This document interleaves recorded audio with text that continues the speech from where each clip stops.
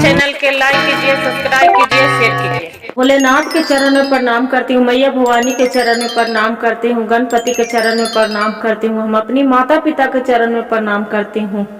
मेरा प्रणाम स्वीकार हो प्रभु, मेरा प्रणाम स्वीकार हो। सभी देव देवी के चरण में प्रणाम करती हूँ, मेरा प्रणाम स्वीकार हो प्रभु, मेरा प्रणाम स्वीकार हो। में एक सेठ रहा करता था। सेठ बहुत धनवान था। उसका पत्नी गर्भवती थी, अपना छत पर बैठी थी। छत पर बैठी थी, उसका पता चला कि जो एक राजा के हंस है वो बहुत शक्तिशाली है, जो वो हंस को खा लेगा। उसका बच्चा बहुत चंचल और पुष्ट बहुत अच्छा होगा। क्या किए, राजा के हंस उड़ते उड़ते गया और राजा के हंस उस छत पर बैठ गया। जो सेठानी के छत पर बैठ गया, सेठानी क्या किए कि हंस के पकड़कर उसका खा गया।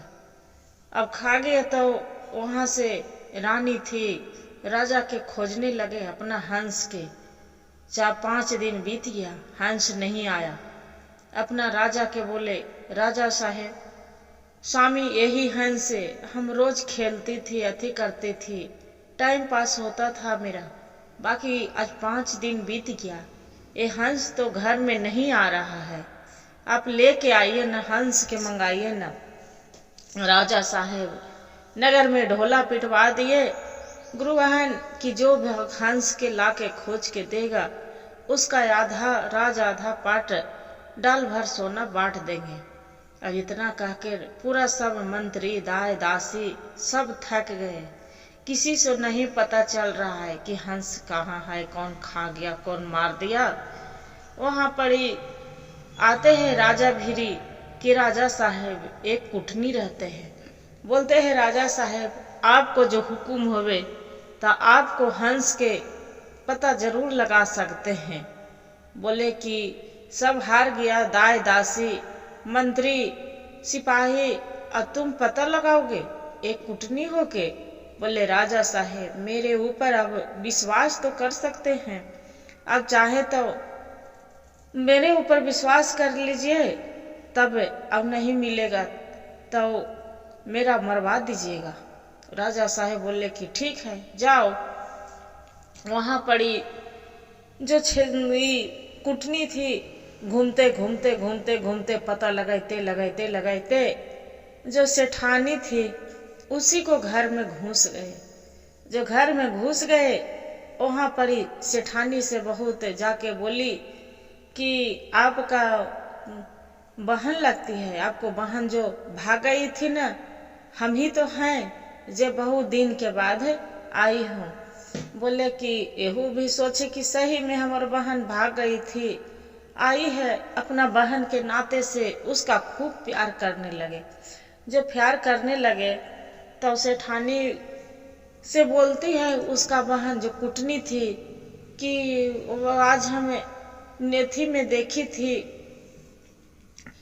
कि आसमानी भविष्य हो रहा था। मंदिर गई थी तो आसमानी भविष्य हो रहा था कि जो कोई राजा के हंस है उसका खा लेगा, उसका बच्चा बहुत चंचल और सुंदर और खूब खूबसूरत होगा, अपुष्ट होगा, अच्छा बच्चा होगा। बोले कि तो हम ही तो खा लिए हैं दीदी, राजा के हंस था, वो हंस के हम खा चुकी हूँ, जे मेरा बच्चा अच्छा होगा। बोले कि हाँ वो तो बच्चा अच्छा हो। बोले जे तुम खा ली है जे, तो कि हाँ छत पर आया था उड़ते उड़ते, हम नेहा के बाल सुखा रहे थे तो राजा के हंस आया, वो हम खा लिए। वो बोलती है, अरे बहन तू खा तो गई है, बाकी ये बात किसी से नहीं बोलना, मेरे से तो बोल दी, नहीं तो बोल दी, बाकी अब किसी से बोलेगी तो राजा साहब तो आपको गभाड़ा भरवा देंगे। जे इतना बोले कि तब दीदी इसका पाप कैसे कटेगा, जे इतना राजा साहब के तो हम तो खा गए हैं। बोले कि अरे बहन ऐसे पाप नहीं कटेगा, से मंदिर में चलो, भगवान से तू अर्जी मिनती करो, जे तब पाप कटेगा, न तो नहीं कटेगा। जे बोले कि ठीक है दीदी चलो। दुनू बहन सवेरे उठे और उठ के और ओकर बाद में स्नान पूजा किए और घर से मंदिर में चल पड़े। और राजा के जो कुटनी थी वो बोल दिए कि राजा साहेब यहाँ सेठानी के बहू है, वही है कुटनी, अति आपको हंस ने खाया है, हम पता लगा के आ रहे हैं, आज वो मंदिर में आएंगे, आप आ जाइएगा मंदिर में। क्या किया कि राजा साहेब मंदिर के पीछे छिप के बैठी थी। कुटनी अपना जो बहन के नाता रखी थी सेठानी के बहू के, वो लेके आ गई मंदिर में।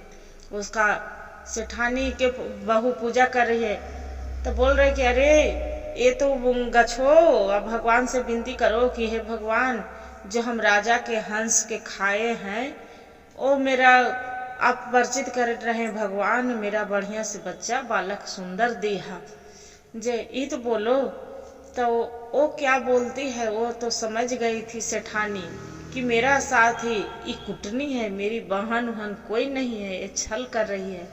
तो भगवान से भोलेनाथ से बोल रही है कि हे भोलेनाथ है, हम जो वो राजा साहेब के हंस के सपने में देखे थे तो कि हम खा रहे हैं, उसका मेरा माफ कर दीजिएगा भोलेनाथ। है प्रभु, जे राजा साहेब सगरो खोज रहे हैं। इतना बात जो राजा साहेब सुन रहे हैं कि अरे ये क्या बोल रहा है, ये तो सपने में बोल रहे हैं कि हम राजा साहब के हंस के खाई थी, ये तो कुटनी बोल रही थी कि यही खा गई। इतना बात सुनकर जो कुटनी रहती है जो चकित न होने लगते हैं कि हे भगवान, ये तो बदल गई कि हम राजा साहब के हंस के सपने में देख रही थी कि खाई हूँ, जे ये कैसे होगा। राजा साहब क्या करते हैं कि जो दासी उसका रहते हैं कुटनी के, उसी को सजा देते हैं, उसका सजा दे देते हैं और तलवार अपना म्यानी से निकाल कर और राजा साहब काट देते हैं। जो राजा साहब काट देते हैं वहाँ पर ही सेठ के बहू रहते हैं, फिर वहाँ से राजा काट कुट के और चली जाते हैं कुटनी के। भगवान से भोलेनाथ से बोलते हैं कि हे प्रभु, आप तो मेरा आज बचा लिए, बाकी ये पाप कैसे अथी होगा, परिचित होगा प्रभु, मेरे बच्चे के अच्छा रखिएगा।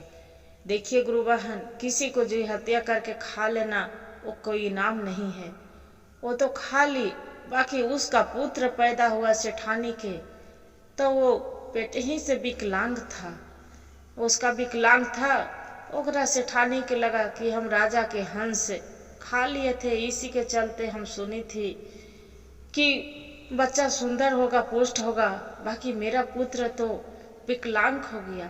भगवान भी जाके प्रार्थना करते हैं कि हे भोलेनाथ, मेरा बच्चे को जो बढ़िया रखिएगा, तब आपको हम भोज शिव चर्चा कराएंगे, पूजा करेंगे, मेरा बच्चा के ठीक कर दीजिए प्रभु, अच्छा कर दीजिए प्रभु।